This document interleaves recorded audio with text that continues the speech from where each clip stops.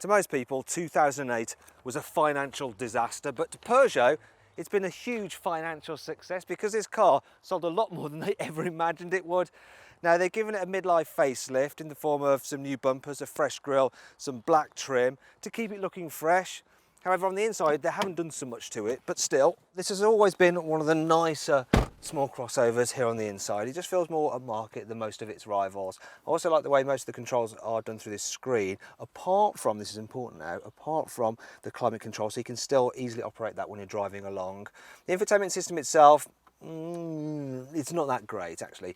It's a bit awkward to use at times, and if you click up there on the card you can see for yourself just what it's like in an in-depth infotainment video review and have another good look around this car's cabin. And if you're going to buy this car, I would recommend you go for the Allure spec because that's got pretty much all you need. So you get the usual DAB digital radio, Bluetooth, air conditioning, but it adds stuff like ambient LED lighting here on the inside. You also get automatic windscreen wipers and headlamps. As for cubby spaces, it's all right in this car, not brilliant, but okay. So the door bins will hold a large bottle. Then you get some cup holders down there and a little bit of extra storage down here. As for storing people, well, no, I don't mean like that. I mean in the back seats. So on the whole, this car, it's all right, you know, for rear passengers. It's not brilliant, but it's okay. So that's seats in my usual driving position. Knee room's all right.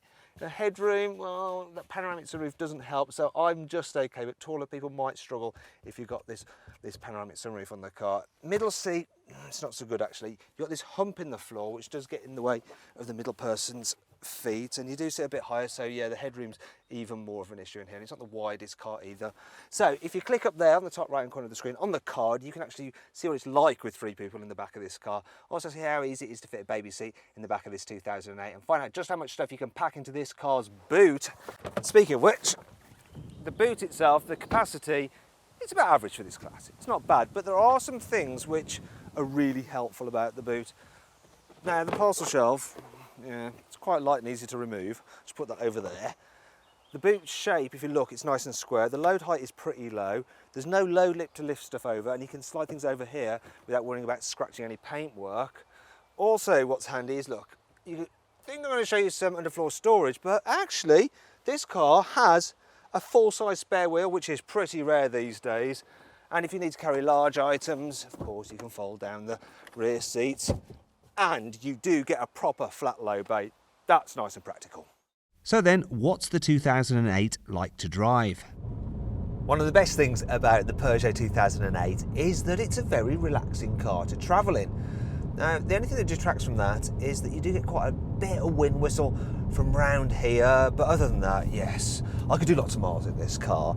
And part of the reason for that is the supple suspension, so it does a really good job of ironing out the bumps in the road. Now, the flip side is, though, is that it's not the most fun car to drive in the world. Part of the reason is that the steering and the brakes and the clutch and the gearbox, it all has a slightly stodgy feel to it. And a lot of people like the fact that you sit up higher than in a normal hatchback, so you get a better view out.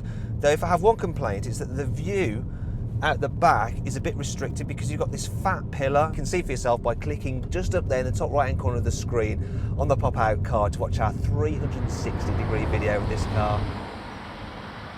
You can get this 2008 with either petrol or diesel power. Now there's 3 petrol engines and they're all 1.2 litres in capacity, and this is the highest power version, the 130 horsepower, and it can do 0 to 60 in under 10 seconds, and it's actually a lovely little engine. It does love to rev. The only problem is that it is quite expensive then, so the mid-power version is the best one to go for. Also this top of the range engine, it's supposed to do 58 miles per gallon. In the real world, I actually manage 44 miles per gallon, which isn't too bad.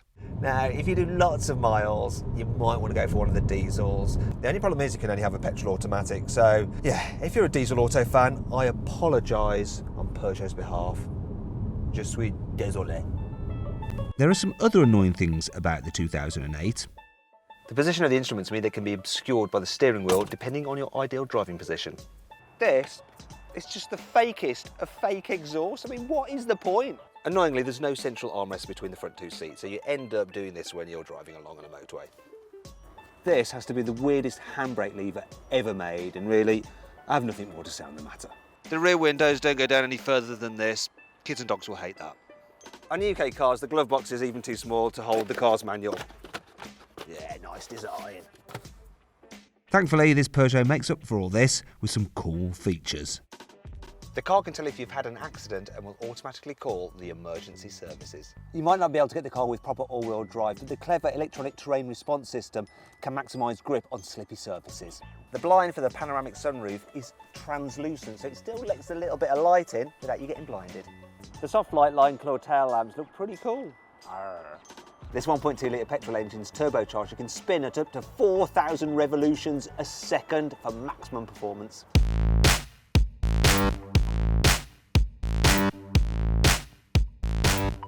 So then, overall, what do I think of the Peugeot 2008? Well, its driving position won't suit everybody, and you do get quite a lot of wind noise at speed, but inside it feels, well, the poshest of any small SUV, and it's got really comfy suspension. Now, if you click up there, you can get more information and find out the best deal you can get on a Peugeot 2008 at carwow.co.uk. Thanks for watching. If you enjoyed this video, please like it, share it and subscribe to our channel. And if you click over there, you can watch our detailed practicality, infotainment and 360-degree passenger ride videos. Now, did you spot the Easter egg in this video? It was the front page of a newspaper of Obama becoming president back in 2008.